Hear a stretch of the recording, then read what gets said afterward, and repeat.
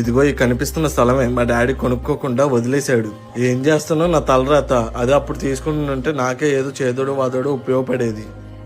ఏ బాలు, ఇంత సడన్ గా వచ్చండి. అమ్మ నాన్న బాగున్నారా? బాగున్నాను పెద్దమ్మ. అమ్మ నాన్న కూడా బాగున్నారు. మీరెలా ఉన్నారు? బాగున్నాను రా. ఏంటి ఇటు వచ్చారు? ఏం లేదు పెద్దమ్మ, ఇక్కడ ఏదో స్థలం ఉందంటే చూడడానికి వచ్చాము. అవునా, మరి తీసుకుంటారా? ఎక్కడ పెద్దమ్మ, 10 లక్షలు చెప్తున్నారు. అదే మా చిన్నప్పుడు డాడీని తీసుకోమన్నప్పుడు 10,000 చెప్పారంట. ఎక్కడ 10,000, ఎక్కడ 10 లక్షలు? ఇప్పుడు మా డాడీ చేసిన పనికి మేము బాధపడుతున్నాం. అప్పుడు మీ నాన్నకి కుదర తీసుకోలేదనుకో, ఇప్పుడు నువ్వేనా తీసుకోవచ్చు కదా. ఏంటి 10 లక్షలు పెట్టి తీసుకోవాలా? నాకు ఇంట్లో ఖర్చులకి, పిల్లల స్కూల్ ఫీజులకే సరిపోతున్నాయి నా జీతం. ఇంకా 10 లక్షలు ఎక్కడి నుంచి ఆయన అప్పు తీసుకొచ్చి కట్టాలి పెద్దమ్మా. ఇప్పుడు నువ్వు ఎలాగ బాధ్యతల గురించి మాట్లాడుతున్నావు? మీ నాన్నకు కూడా అప్పుడు అవే బాధ్యతలు ఉన్నాయి కాబట్టి తీసుకొని ఉన్నాడు. ఇప్పుడు మీ నాన్న తీసుకోలేదని నువ్వు ఎలా అంటున్నావు? రేపు నీ పిల్లలు కూడా నువ్వు తీసుకోలేదని నిన్ను అలాగే అంటారు. అప్పుడు 10,000, ఇప్పుడు 10 లక్షలు రా. ఇప్పుడు 10 లక్షలే, రేపు 1 కోటి రూపాయలు రా.